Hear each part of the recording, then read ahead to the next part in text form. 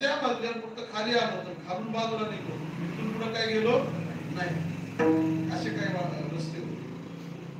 सगळे रस्ते तुम्हाला सांगतो त्याने पाठ केले आणि 6 महिन्यानंतर चोरी करायची ठरवली. आता पहिले बुरजाचे वाडे, कशाचे, मातीचे, भेंड्याचे.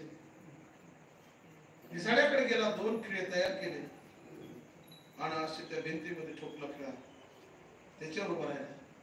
आणि ती माती बी अशी कसलेली असायची तुम्हाला सांगतो. आज मी जरी टिकावणी फोडायचं म्हटलं तर एवढा काय ढपला निघतो.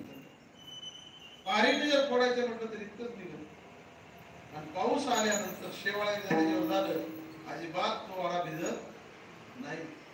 या माझ्यापेक्षा जास्त तुम्हाला माहिती. त्याने असे खिळे ठोकली, एकावर उभं राहिले की वर ठोकायचा, पुन्हा त्याच्यावर उभं राहायचं, पुन्हा खालचा खिळा काढायचा, असं करत वर गेला आणि वर जाऊन तसाच खाली तिजोरीच्या खोलीत उतरला. त्याला जेवढं गठुडं घ्यायचं तेवढं गठुडं बांधलं, तसाच वर चालला. वर आल्यानंतर शेवट काय झालं, उतरताना एक खिळा राहिल्याबरोबर त्याने काय केलं, असा हलवला तो काढण्यासाठी.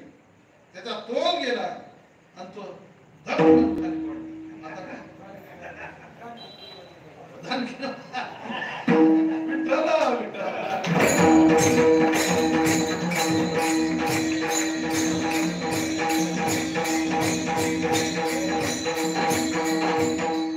बाबांनी बरोबर सांगितलं. बरेच दिवस कीर्तन ऐकले बाबाने. शेवटचा खिळा असा उपसायला लागला, गटुडा घेऊन तो काय झाला, काय करावा, ताकद नाही का काय, धपकन खाली पडला. घरी गेला, सगळं सामान ठेवलं.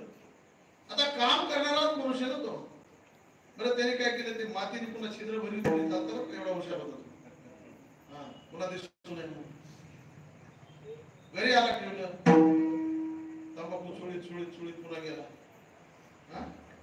त्याला कोणी अडवलं नाही. चोरी झाली.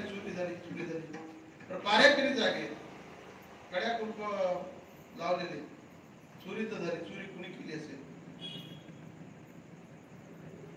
फौजदार लोक वगैरे आले, परेशान झाले. तुम्हाला सांगतो, कळालंच कसं केलं असतं त्याने. 5 वाजले, यांनी चोरी केली होती, त्याला शांतला सुद्धा लागला. सावलीला बसली होती बुरजाच्या. तो म्हणला, साहेब चोर काय लय लांबचा नसावा. हो ना, लांबचा चोर नसावा. ते म्हणले त्याला या संपूर्ण वाड्याची माहिती असावा चोराला. ते म्हणले बरोबर आहे. त्या चोराने असं केलं असावं, तो निसाड्याकडे जाऊन 2 त्याने गळ तयार करून आणले असावे, भिंतीत ठोकला असावा, त्याच्यावर उभा राहिला असावा, पुन्हा तो वर गेला असावा, पुन्हा तसाच खाली उतरला असावा, गटुडा घेऊन तसाच वर चढला असावा म्हणले साहेबाला संशय लागला ना.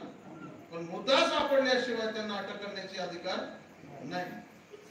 पण बोलता त्याच्या मनात सहज बाहेर पडलं. ते मला शेवटचा खिळा उपटीत असताना मी धपकन 2च मुस्काडे दिले. बस म्हणले गाडी राहिले का त्याच्या मनामध्ये. त्याला म्हणतात अंतरीचे दावे स्वभावे बाया तरी ताई परे आवरे